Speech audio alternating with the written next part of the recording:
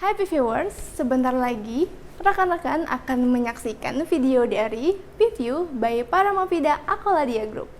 Sebelum rekan-rekan menyaksikan video ini, jangan lupa untuk klik like, share, dan klik tombol subscribe supaya tidak ketinggalan video menarik lainnya.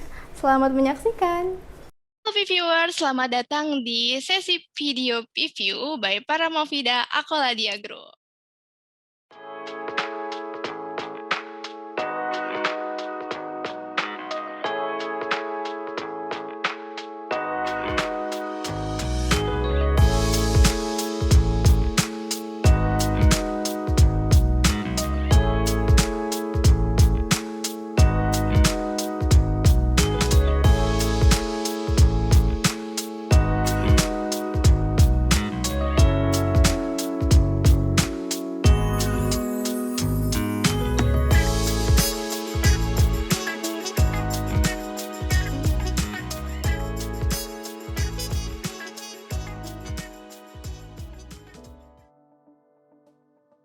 Nah, hari ini saya Dea akan ajak rekan-rekan untuk berbincang-bincang tentang kecerdasan emosional. Apa sih tentang kecerdasan emosional itu?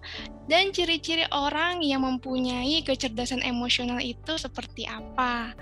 Nah, sekarang saya sudah bersama narasumber yang akan ikut ngobrolin tentang kecerdasan emosional. Sudah terhubung dengan Bapak Muhammad Khalid. Halo Bapak, apa kabar? Mbak Dea, kabar baik-baik aja. Gimana Mbak Dea, sehat? Alhamdulillah Bapak, sangat baik. Hari ini kita akan ngobrolin tentang kecerdasan emosional nih Pak.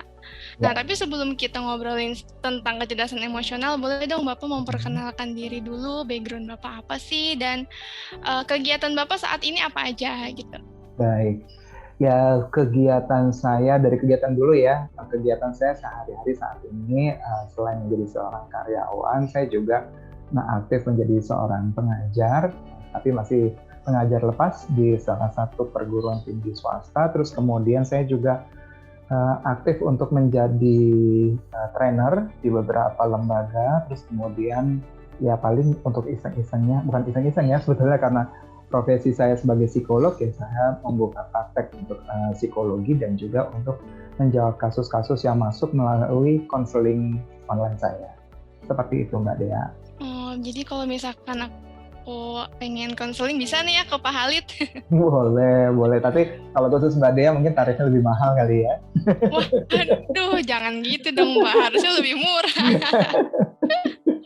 Oke, kalau gitu nih rekan-rekan mungkin juga udah nggak sabar ya, pengen tahu tentang kecerdasan emosional tuh kayak gimana sih Pak gitu. Nah, boleh dong Bapak jelasin secara awam itu sebetulnya kecerdasan emosional itu apa, dan apa sih Pak bedanya sama kecerdasan intelektual?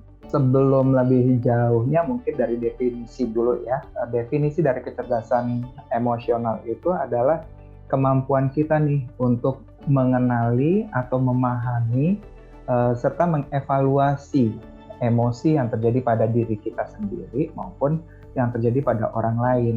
Jadi mungkin bahasa awamnya seperti ini Mbak.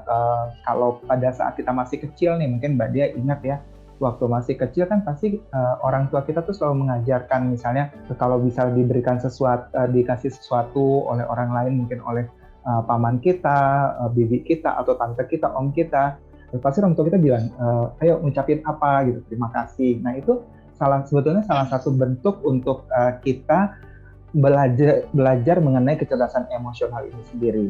Jadi tadi definisinya seperti itu ya Mbak ya. Mungkin contoh yang simpelnya tadi ya seperti itu. Kita sudah mulai dilatih sejak kecil bagaimana cara kita mengucapkan terima kasih kepada orang lain, terus bagaimana caranya kita menghormati orang lain.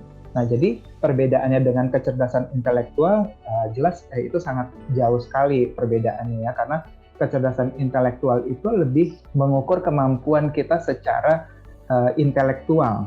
Ya, jadi misalnya dari kemampuan mengingat kita, kemampuan kita dalam memecahkan masalah, kemampuan kita dalam melakukan analisa sintesa, nah, itu dilakukan dalam kecerdasan intelektual. Makanya secara umum kan kadang-kadang banyak tuh istilah kecerdasan intelektual itu ya IQ, terus kemudian ada juga kecerdasan emosional ditulisnya EQ gitu ya, padahal di kecerdasan emosional ini tidak dihasilkan satu nilai tertentu. Kalau IQ kan karena I-nya itu intelligence, Q-nya itu quotient, ya. Itu quotient itu menunjukkan adanya satu nilai tertentu, di mana misalnya kalau IQ-nya 112 dikategorikan rata-rata, atau IQ-nya 90 itu rata-rata bawah, misalnya seperti itu. Tapi kalau di kecerdasan emosional tidak ada memberlakukan ada angka patokan tertentu, karena kan ini relatif istilahnya bagi individu itu berbeda-beda ya. Misalnya kemampuan saya memahami perasaan orang lain. Kalau Mbak Dea mungkin sangat memahami orang lain, tapi kalau saya mungkin memahaminya ada pertimbangan lain. Nah, jadi itu yang membedakan antara kecerdasan intelektual dengan kecerdasan emosional. Seperti itu Mbak Dea. Kalau misalkan kapan sih Pak seseorang itu dapat dibilang, oh nih orang mempunyai kecerdasan emosionalnya bagus nih gitu. Kapan sih kita bisa menilai itu tuh dari mana gitu? Seseorang itu bisa dikatakan memiliki kecerdasan emosional yang baik ketika dia sudah memenuhi ada 5 persyaratan nih. Yang pertama adalah self-awareness atau kesadaran diri. Kesadaran diri ini maksudnya kita itu memahami apa yang menjadi kekuatan kita, apa yang menjadi kelemahan diri kita.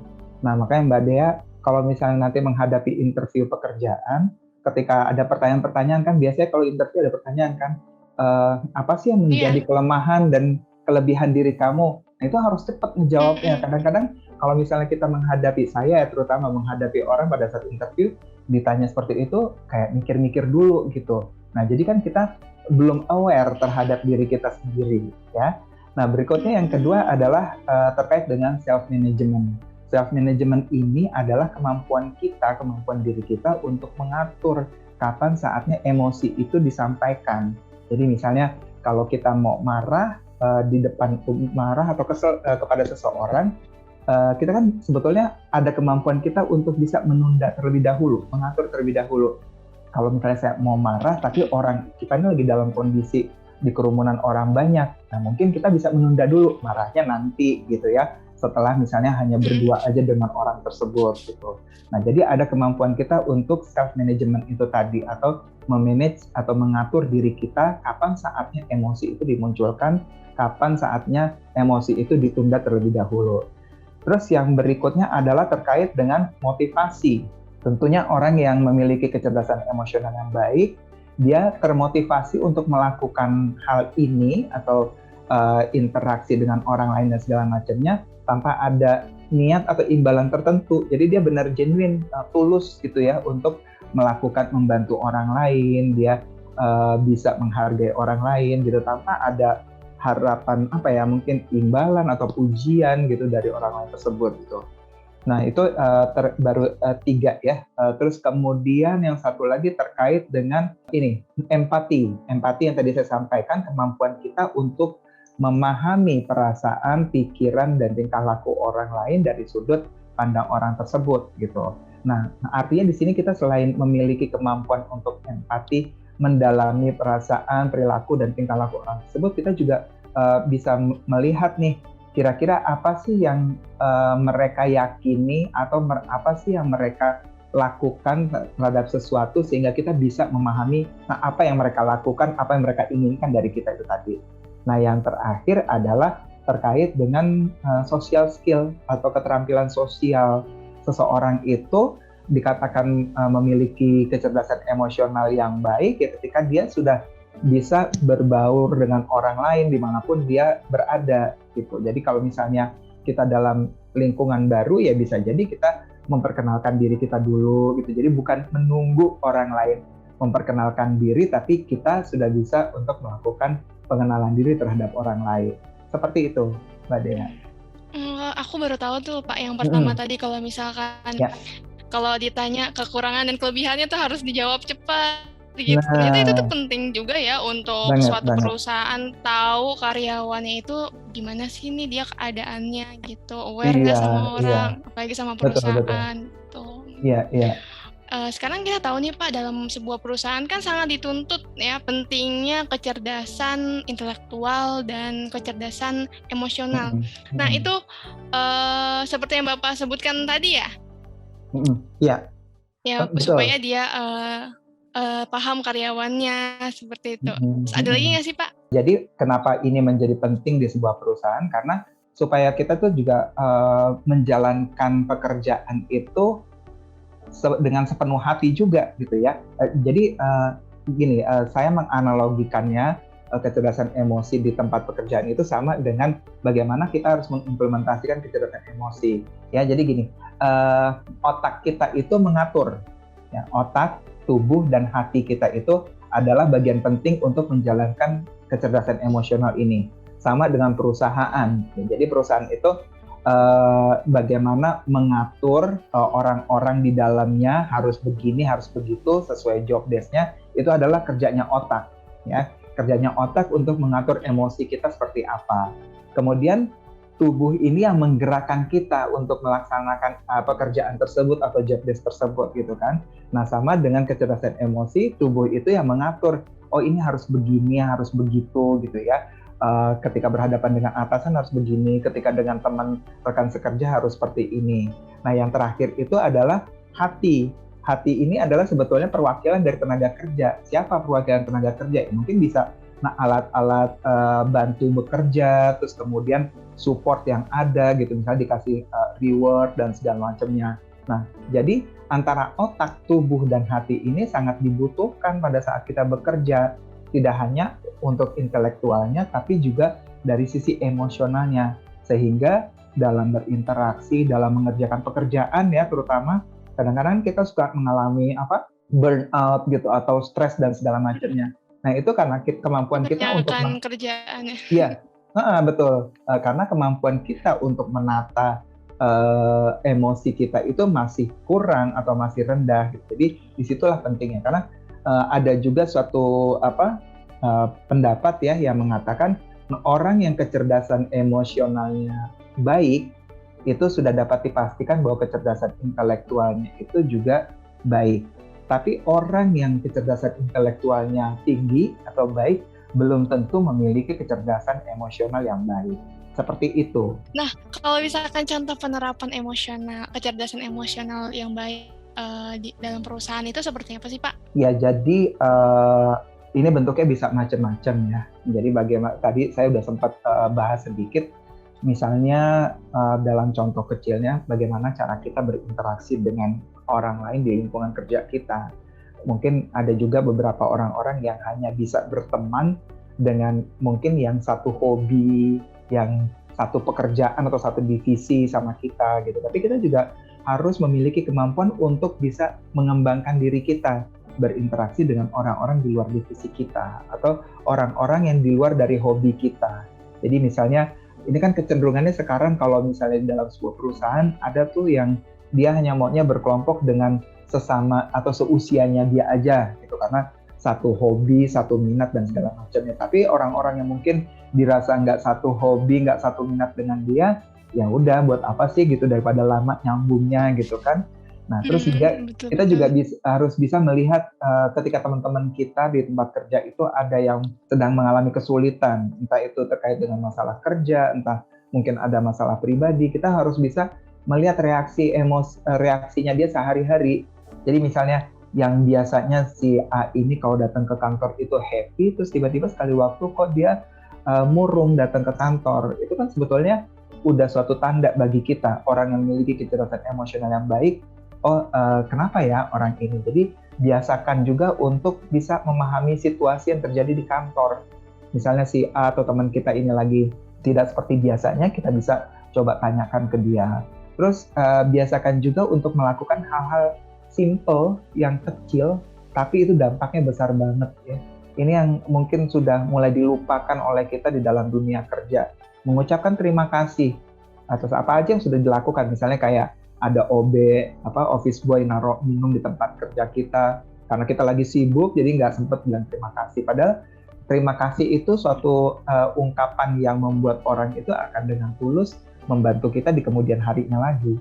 Nah, saya kan pernah jadi fresh graduate nih, Pak. Terus saya pernah apply kerja gitu kan. Nah, mungkin saya pernah mengalami itu tuh, apa ya kekurangan saya gitu, apa ya kelebihan saya. Berarti kan saya kurang mempunyai kecerdasan emosional. Dan bagaimana sih Pak untuk ini mungkin berguna juga ya untuk fresh graduate gitu untuk meningkatkan Mm-mm. kecerdasan emosional, kecerdasan intelektual itu kayak gimana sih caranya gitu? Ya memang benar ya, untuk seusia-usia yang generasi sekarang ini nih, usia mungkin masuknya generasi sentenial ya, karena sentenial itu kan kelahiran 97 ke sini ya, maksudnya ke tahun 2000 dan segala Ya, macam gitu ya.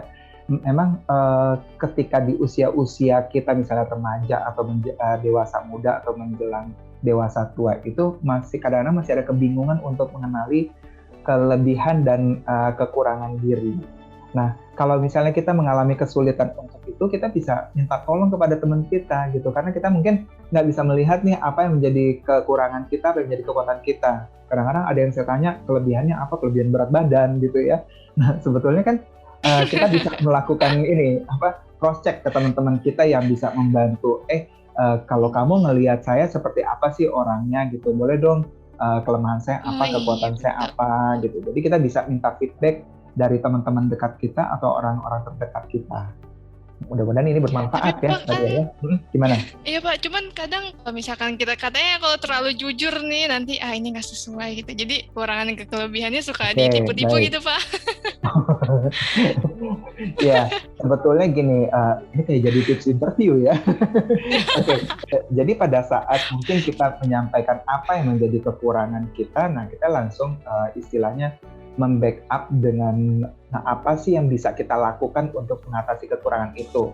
Jadi misalnya gini, Iya kalau benar. untuk kekurangan saya suka lupa terhadap apa yang saya lakukan gitu kan, misalnya hasil pekerjaan saya begini gini gini.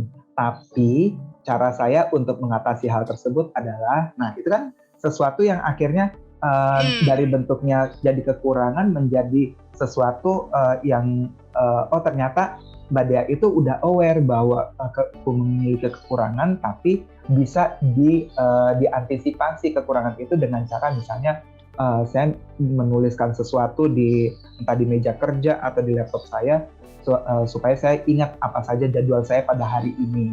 Nah itu kan sesuatu yang sifatnya menjadi positif kan dari kekurangan itu sendiri gitu Mbak. Wah menarik banget nih soalnya saya dapat ilmu tentang kecerdasan emosional, dapat jadi tips interview juga nih, dapat double juga nih. Tapi nggak terasa nih Pak Halid, kita sudah di penghujung video preview. Oke. Bagi rekan-rekan PV yang ingin mendalami tentang kecerdasan emosional bisa hubungi tim kami ya. Dan kita ada pelatihannya dengan durasi 1-2 hari. Nah, terima kasih untuk Bapak Halid yang Baik Mbak sudah meluangkan Dea. waktunya untuk berbagi ilmu dengan kami dan juga Oke. rekan-rekan viewers. Semoga kita dapat terapkan ilmu ini dengan sebaik-baik mungkin. Baik. Dan juga semoga video ini bermanfaat untuk rekan-rekan viewers dan sampai jumpa lagi di video selanjutnya. Pak Halid, sehat-sehat ya. Sama-sama. Makasih banyak loh sudah diajak untuk ngobrol-ngobrol. Dan untuk rekan-rekan viewers yang belum subscribe channel Paramavida, jangan lupa untuk di-subscribe dulu ya, supaya nggak ketinggalan video-video update lainnya. Nah, Pak Halid sehat ya, dan juga viewers Baik. juga terus jaga kesehatan, jaga protokol, dan stay safe and healthy. Sampai jumpa di video lainnya. Bye-bye! Hai viewers, semoga video tadi menarik dan bermanfaat untuk viewers dan juga rekan-rekan ya. Please subscribe dan tulis di kolom komentar hal apa sih yang paling disukai dari video ini. Jangan lupa untuk melihat-lihat video lainnya dan sampai jumpa.